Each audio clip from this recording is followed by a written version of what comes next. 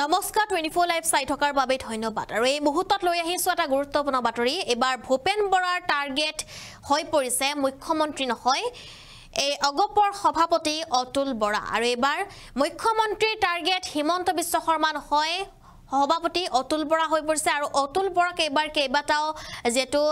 মন্তব্য কৰা হৈছে অতুল বৰা সন্দৰ্ভত কেইবাটাও মন্তব্য কৰা হৈছে তীব্ৰ সমালোচনা কৰিছে ভূপেন বৰাই সবিশেষ লৈ আহিছো এই মুহূৰ্তত অগপৰ সভাপতি অতুল বৰাক তীব্ৰ সমালোচনা ভূপেন বৰাৰ আৰু কংগ্ৰেছ দলক লৈ এজিপিয়ে মোৰ ক্ষমাব নালাগে বুলি উল্লেখ কৰিছে অতুল বৰাৰ এবাৰ যেটো কেইবাটাও মন্তব্য কংগ্ৰেছ দলৰ হয় অসমৰ ৰাইজে চিন্তা কৰিব বুলি উল্লেখ কৰিছে ভূপেন বৰাই নিজৰ মন্ত্ৰিত্ব খামচি ধৰিবলৈকে দলটোক বিজেপিৰ ওচৰত বন্ধকত ৰাখিছে অতুল বৰাই ওমৰাংছু লিডু মাৰ্ঘেৰিটাত অব্যাহত কয়লা সিন্ডিকেটক লৈ কিয় মৌন অতুল বৰাক এনেদৰে প্ৰশ্ন কৰিছে ভূপেন বৰাই আৰু কেইবাটাও যেটো উল্লেখ কৰিছে মন্তব্য ভূপেন বৰাই প্ৰদেশ কংগ্ৰেছৰ সভাপতি ভূপেন বৰাৰ এইবাৰ টাৰ্গেট হৈ পৰিছে অগপৰ সভাপতি অতুল বৰা আৰু কংগ্ৰেছ দলক লৈ এজিপিয়ে মোৰ ক্ষমাব নালাগে কংগ্ৰেছ দলৰ হৈ অসমৰ ৰাইজে চিন্তা কৰিব নিজৰ মন্ত্ৰিত্ব খামচি ধৰিবলৈকে দলটোক বিজেপিৰ ওচৰত বন্ধকত ৰাখিছে সভাপতি অতুল বৰাই অৰ্থাৎ এজিপিয়ে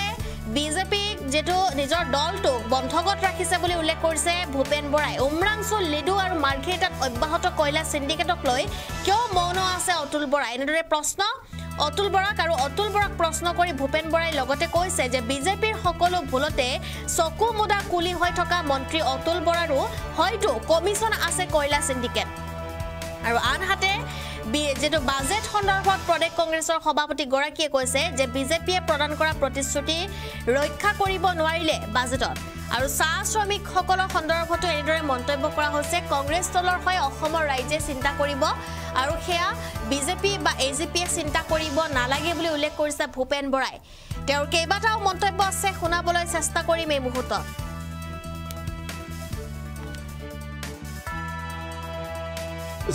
অতুল বৰা ডাঙৰীয়াৰ এতিয়া ভৱিষ্যত হৈছে বিজেপি অতুল বৰা ডাঙৰীয়াৰ নেতৃত্বত অসম গণ পৰিষদৰ ভৱিষ্যতটো কি আছে যিটো দলে অসমত দুবাৰ চৰকাৰ কৰিছিল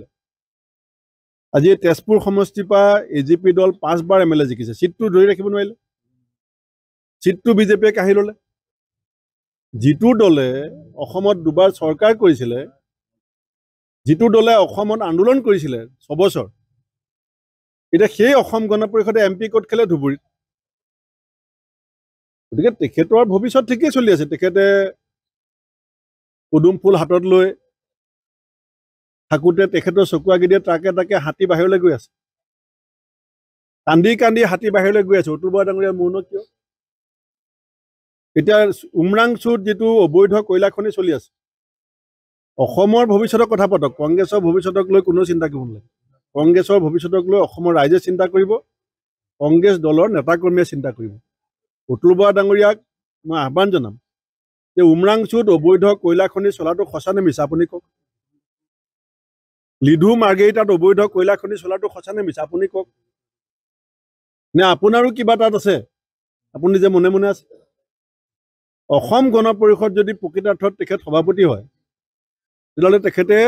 বিজেপিক যদি প্ৰতিনিধিত্ব নকৰে অবৈধ কয়লা খনিত আবদ্ধ হৈ যে শ্ৰমিকবিলাকৰ মৃতদেহ আমি আজিলৈকে উলিয়াব নোৱাৰিলোঁ সেই সম্পৰ্কত তেখেত কিয় মৌন হৈ আছে কেৱল চকীখন খামুচ মাৰি ধৰি থাকিবৰ কাৰণে নহয় জানো যিজন মানুহে এটা দলক বন্ধকত থৈ নিজে মন্ত্ৰী হোৱাৰ বাসনাত সকলো ধৰণৰ বিজেপিৰ বেয়া কামত চকু মুদি থাকিব তেখেতক অসমৰ মানুহে এতিয়া চিনি পাবলৈ বাকী আছে বুলি আপোনালোকে নাভাবিব সেইটো আপুনি যিহেতু বাজেটৰ সম্পৰ্কত উলিয়াইছে অসমৰ ক্ষেত্ৰত এইবাৰ কেন্দ্ৰীয় বাজেটৰ যিটো সাংঘাতিক বৈষম্য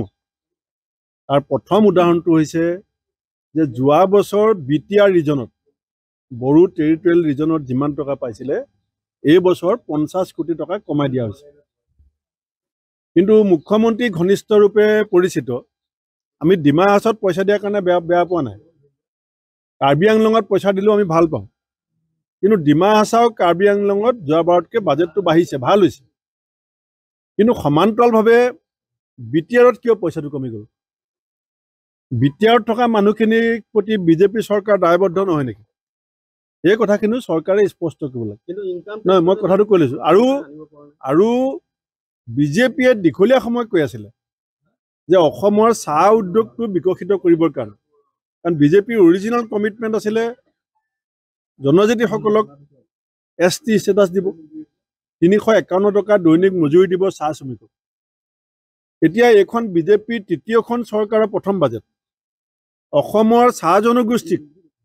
আৰু চাহ শ্ৰমিকসকলৰ আৰ্থিক উত্তৰণৰ দিশত এটা শব্দ কতো বাজেটত উল্লেখ নাই এটা বানপানী গৰাখহনীয়াৰ কবলত অসম আজিও ছটফটাই আছে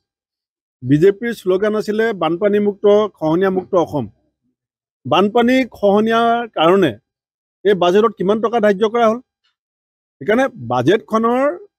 যেটো আনুষাংগিক দিশটো যদি আপুনি ওপৰে ওপৰে অধ্যয়ন কৰে টেক্সৰ কথাটো ঠিক আছে আপুনি যেটো কৈছে কিন্তু অসমৰ যিটা মূল সমস্যা চাহ শ্ৰমিকৰ সমস্যাৰ কথা কওক BTR ৰিজনটোৰ আৰ্থ সামাজিক বিকাশৰ কাৰণে পুঁজি বঢ়াব লাগে নে কমাব লাগে এই কথাবিলাকত কিন্তু চৰকাৰে ৰাইজক এটা উত্তৰ দিব লাগে